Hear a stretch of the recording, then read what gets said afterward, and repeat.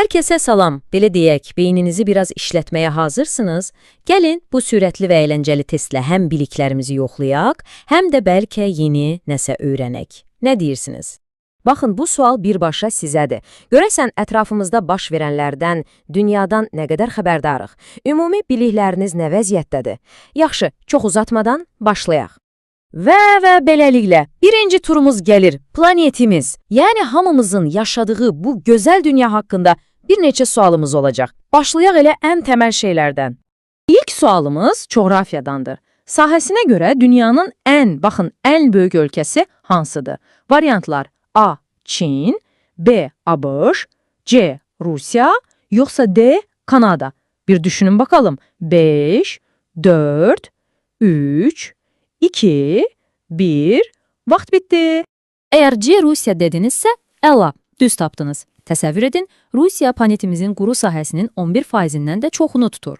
Bu həqiqətən də inanılmaz böyük bir ərazidir. Yaxşı, coğrafiyadan uzaqlaşmırıq. Növbəti sual gəlir. Dünyanın ən uzun çayı hansıdır?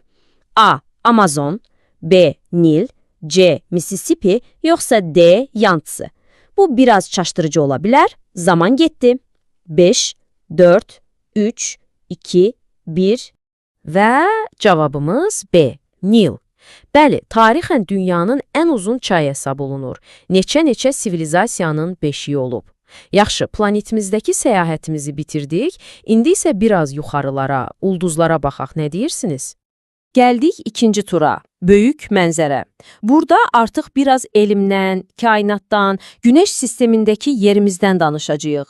Sualımız birbaşa astronomiyadan gəlir. Planetlərin hərəkət qanunlarını kim kəşf edib? Bu vacib bir addır. A. Isaac Newton, B. Albert Einstein, C. Galileo Galilei, yoxsa bəlkə D. Johann Kepler. Düşünmək üçün 5 saniyəniz. 5, 4, 3, 2, 1. Bəli, cavab D. Johann Kepler. Onun işi demək olar ki, hər şeyi dəyişdi. Çünki o sübut etdi ki, planetlər Günəş ətrafında tam dairəvi yox, elliptik orbitlərdə fırlanır. Bu, həmin dövr üçün əsl inqilab idi.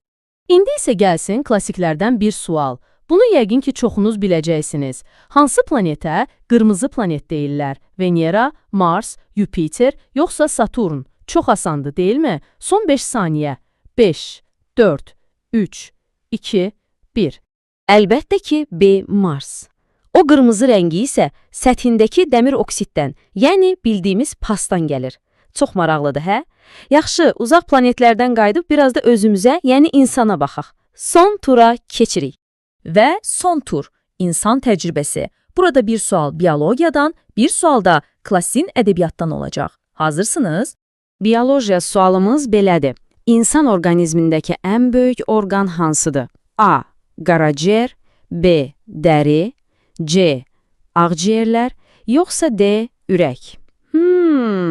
Bu sualın cavabı adətən insanları biraz təəccübləndirir. Görək siz nə düşünürsünüz? 5, 4, 3, 2, 1. Və cavab B. Dəri. Bəli, çoxları qaraciyər və ya ürək düşünür, amma cavab dəridir. Təsəvvür edin, orta hesabla bir insanın dərisi təxminən 2 kvadrat metr sahə tutur. Bizi xarici aləmdən qoruyan nəhəng bir qalxandır əslində. Gəldik çatdıq sonuncu suala. Bu dəfə ədəbiyyatdayıq. Romeo və Juliettanı kim yazıb? A. Charles Dickens, B. Lev Tolstoy, C. William Shakespeare, yoxsa D. Victor Hugo. Bu son sualdır. Bütün xalları qazanmaq üçün son şansınız. 5, 4, 3, 2, 1. Və əlbəttə ki, cavab C. William Shakespeare. Bununla da bizim bu kiçik bilik yarışmamız başa çatdı. Yaxşı, suallar bitdi. İndi isə gəlin görək, nəticələr necədir? Balınızı hesablamağın tam zamanıdır. Beləliklə necə oldu? Neçə düz cavabınız çıxdı? Ümid edirəm nəticə sizi qane etdi. Amma unutmayın, əsas məsələ əylənmək və bəlkə də unudulmuş bir şeyi yenidən xatırlamaq idi. Və sözünüz haqqında nə öyrəndiniz? Hansı sahədə daha güclüsünüz? Coğrafiyada yoxsa elmdə? Bəlkə də ədəbiyyat sizin sahənizdir. Özünüzü necə adlandırardınız? Coğrafiya qurusu, elm super ulduzu, nəticənizi mütləq aşağıda şərhlərdə yazın. Maraqlıdır. Və